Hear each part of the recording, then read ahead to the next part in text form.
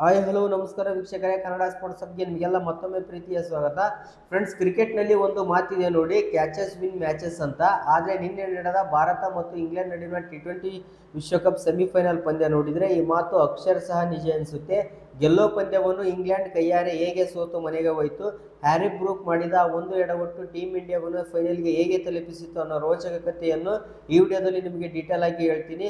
ಅದಕ್ಕಿಂತ ಮುಂಚೆ ನೀವು ನಮ್ಮ ಯೂಟ್ಯೂಬ್ ಚಾನಲ್ ಸಬ್ಸ್ಕ್ರೈಬ್ ಆಗಿಲ್ಲ ಅಂದರೆ ಸಬ್ಸ್ಕ್ರೈಬ್ ಆಗಿ ಮತ್ತು ಬೆಲ್ ಐಕಾನ್ ಪ್ರೆಸ್ ಮಾಡಿ. ಮುಂಬೈನ ವಾಂಖೆಡೆ ಸ್ಟೇಡಿಯಂನಲ್ಲಿ ನಡೆದ ಹೈ ವೋಲ್ಟೇಜ್ ಪಂದ್ಯದಲ್ಲಿ ಟಾಸ್ ಗೆದ್ದ ಇಂಗ್ಲೆಂಡ್ ನಾಯಕ ಹ್ಯಾರಿ ಬ್ರೂಕ್ ಮೊದಲು ಬೌಲಿಂಗ್ ಆಯ್ಕೆ ಮಾಡಿಕೊಂಡ್ರು. ಅವರ ನಿರ್ಧಾರ ಫಸ್ಟ್ 2 ಓವರ್ನಲ್ಲಿ ಸರಿ ಅನಿಸಿತ್ತು. ಯಾಕಂದ್ರೆ ಅಭಿಷೇಕ್ ಶರ್ಮಾ ಕೇವಲ 6 ರನ್ ಗಳಿಸಿ ಔಟ್ ಆದಾಗ ಭಾರತಕ್ಕೆ ದೊಡ್ಡ ಶಾಕ್ ಆಗಿತ್ತು. ಆಮೇಲೆ ಕ್ರೀಸ್ಗೆ ಬಂದಿದ್ದು ಸಂಜು ಸ್ಯಾಮ್ಸನ್. ಸಂಜು ಆದರೂ ಕೂಡ ಆರಂಭದಲ್ಲಿ ಅಷ್ಟೇನು ಅಬ್ಬರಿಸುತ್ತಿರಲಿಲ್ಲ. ಜೋಫ್ರಾ ಆರ್ಚರ್ ಹಾಕಿದ 3ನೇ ಓವರ್ನ 2ನೇ ಎಸೆತದಲ್ಲಿ ಸಂಜು ಸ್ಯಾಮ್ಸನ್ ಒಂದು ಈಜಿ ಕ್ಯಾಚ್ ಅನ್ನು ಕೊಟ್ಟಿದ್ರು. ಇಲ್ಲೇ ನೋಡಿ ಅಸಲಿ ಟ್ವಿಸ್ಟ್ ಇರೋದು. ಮಿಡಾನ್ನಲ್ಲಿ ಫೀಲ್ಡಿಂಗ್ ಮಾಡ್ತಿದ್ದ ಇಂಗ್ಲೆಂಡ್ ಕ್ಯಾಪ್ಟನ್ ಹ್ಯಾರಿ ಬ್ರೂಕ್ ಕೈಗೆ ಆ ಒಂದು ಚೆಂಡು ನೇರವಾಗಿ ಹೋಗಿತ್ತು. ಆದರೆ ಏನು ಮಾಡೋದು, ಹ್ಯಾರಿ ಬ್ರೂಕ್ ಕೈಯಿಂದ ಕ್ಯಾಚ್ ಮಿಸ್ ಆಯಿತು. ಆಗ ಸಂಜು ಸ್ಯಾಮ್ಸನ್ ಕೇವಲ 15 ರನ್ ಗಳಿಸಿದ್ರು ಅಷ್ಟೇ. ಆವಾಗ ಯಾರು ಅಂದ್ಕೊಂಡಿರಲಿಲ್ಲ ಬಿಟ್ಟಿರೋದು ಬರೀ ಕ್ಯಾಚ್ ಅಲ್ಲ, ಇಡೀ ಪಂದ್ಯವನ್ನೇ ಅಂತ. ಜೀವದಾನ ಸಿಕ್ಕಿದ ಮೇಲೆ ಸಂಜು ಸ್ಯಾಮ್ಸನ್ ಸುಮ್ಮನೆ ಕೂರ್ಲಿಲ್ಲ. ಅಲ್ಲಿಂದ ಶುರುವಾಯಿತು ನೋಡಿ ಸ್ಯಾಮ್ಸನ್ ಸಿಡಿಲಬ್ಬರದ ಬ್ಯಾಟಿಂಗ್. ಕ್ಯಾಚ್ ಡ್ರಾಪ್ ಆದ ನಂತರ ಸಂಜು ಸ್ಯಾಮ್ಸನ್ 200ರ ಸ್ಟ್ರೈಕ್ ರೇಟ್ ನಲ್ಲಿ ಬ್ಯಾಟ್ ಬೀಸೋಕೆ ಶುರು ಮಾಡಿದ್ರು.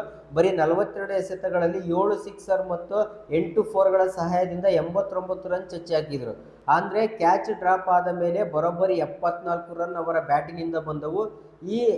ಇವರ ಈ ಅಬ್ಬರದಿಂದ ಟೀಮ್ ಇಂಡಿಯಾ 20 ಓವರ್ಗಳಲ್ಲಿ ಬರೋಬ್ಬರಿ 253 ರನ್ ಪ್ರೇರೇಪಿಸಿತು. ಪವರ್ ಪ್ಲೇ ಮುಗಿಯೋ ಹೊತ್ತಿಗೆ ಭಾರತದ ಸ್ಕೋರ್ 67 ಆಗಿತ್ತು. ನೀವೇ ಯೋಚನೆ ಮಾಡಿ ಯಾವ ರೀತಿ ಸಂಜು ಸ್ಯಾಮ್ಸನ್ ಹಾಗೂ ಇಶಾನ್ ಕಿಶನ್ ಅಬ್ಬರಿಸಿರ್ಬೋದು ಅಂತೇಳಿ. ಇನ್ನು 254 ರನ್ಗಳ ಬೆನ್ನಟ್ಟಿದ ಇಂಗ್ಲೆಂಡ್ ಕೂಡ ಸಾಧಾರಣವಾಗಿ ಆಡಲಿಲ್ಲ. ಅವರು ಕೂಡ ಸಖತ್ ಫೈಟ್ ಕೊಟ್ಟರು. ಅಂತಿಮವಾಗಿ ಇಂಗ್ಲೆಂಡ್ 246 ರನ್ಗಳವರೆಗೆ ಬಂದು ನಿಂತಿತ್ತು. ಕೇವಲ 7 ರನ್ಗಳ ಅಂತರದಿಂದ ಭಾರತ ರೋಚಕ ಜಯ ಸಾಧಿಸುವುದರ ಮೂಲಕ ಫೈನಲ್ ಪಂದ್ಯಕ್ಕೆ ಅರ್ಹತೆ ಪಡೆಯಿತು. ಇಲ್ಲಿ ನಮ್ಮ ಅಕ್ಷರ್ ಪಟೇಲ್ ಹಿಡಿದ ಆ 2 ಅದ್ಭುತ ಕ್ಯಾಚ್ಗಳು ಪಂದ್ಯದ ಗತಿಯನ್ನೇ ಬದಲಿಸಿ ಭಾರತವನ್ನು ಫೈನಲ್ಗೆ ಕರೆದೊಯ್ಯಿತು.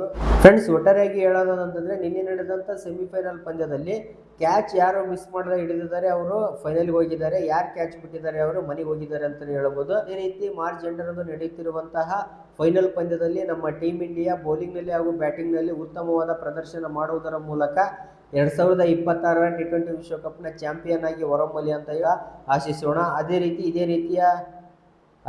ಈ ವಿಡಿಯೋ ಇಷ್ಟ ಆದರೆ ಒಂದು ಲೈಕ್ ಮಾಡಿ, ಶೇರ್ ಮಾಡಿ, ಕಮೆಂಟ್ ಮಾಡಿ. ಇದೇ ರೀತಿಯ ಸ್ಪೋರ್ಟ್ಸ್ ಅಪ್ಡೇಟ್ಗಳಿಗಾಗಿ ನಮ್ಮ ಯೂಟ್ಯೂಬ್ ಚಾನಲ್ ಸಬ್ಸ್ಕ್ರೈಬ್ ಆಗಿ ಅಂತ ಹೇಳ್ತಾ ಈ ವಿಡಿಯೋವನ್ನು ಮುಗಿಸ್ತಿದ್ದೇನೆ. ನಮಸ್ಕಾರ, ಧನ್ಯವಾದಗಳು.